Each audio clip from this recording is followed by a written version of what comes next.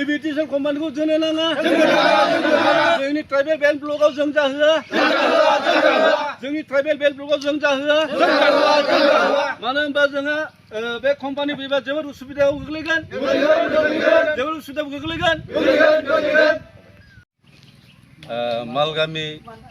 belt ब्लकआव आदानिया एपिटिसिएल company खुलिनो नागिरदों दा बेवहाय एपिटिसिएलनि सिङाव 93 न'खरा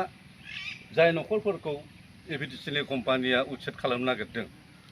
बे मानसिफोरखौ जोंनि मालगामि बेल्ट एरियानि हायाव ग्रेजिं ग्राउन्डआव ब्लकआव बिसोरो बे हायाव दोननो नागिरदों जों बिसोरखौ मालाबा दोनहोआ जोङो बे हाखौ मालाबाबो हगारनो हाया लोगोसे बिटिसि सरकाराबो नायनो गोनां जे बे हाया ब्लक ट्राइबेल एरियानिसो बिथांमोना जुदि बे हाखौ संरक्षण खालामना होआबा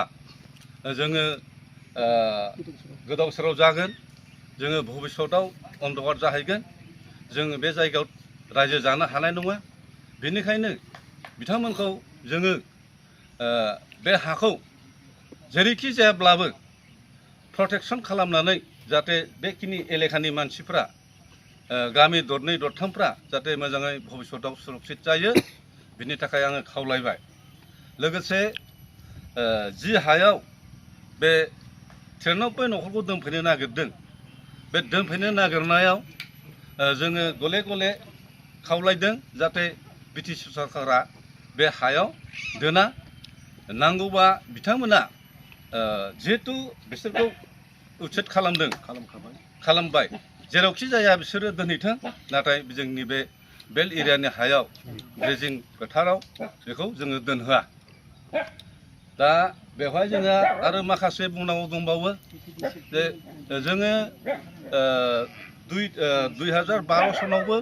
न' सावजादों गामि दरनै दरथामा बिसोरनो ज' जानानै जोंनि बे दरनै दरथाम गामिखौ मालगामि खालामाखा ओरै देरापारा दियाबारि ओरै जोंहा दङ थिनथ्लांगुरि बेफोर गामिखौ बिसोरनो ज' जानानै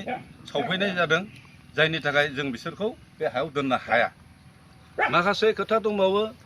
जे जोंहा बे जायगायाव दिनैसिम सुरक्षित जायाखै जोङो ट्राइबेल हारि बर' माहारि जानानै जोंखौ जाहाथे जोंनि बिटिसि सरकारा अरायबो हेफाजाब होयो आरो होथों होननानै जों खावलायो मानो होनोबा बे एलेकायाव जोंहा गोबां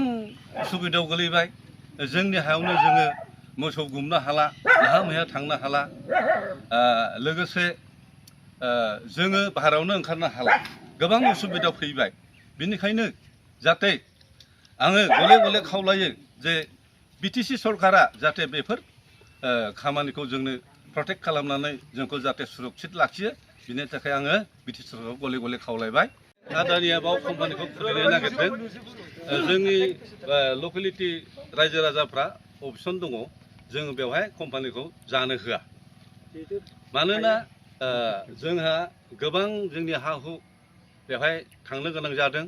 जायनि थाखाय जोंनि बे लकेलिटि रायजोआरिफ्रा बे कम्पानिखौ जों बाव जाहोआ होननानै जोंहा अबजेक्सन दं मानोना बे हाया जोंनि ट्राइबेल ब्लकनि हा बेखायनो जोङो बे एपिडिसिएलखौ बाव खालामालासे गुबुन जायगायाव खालामहैबा जोङो जोबोद गाहाम मोनगौ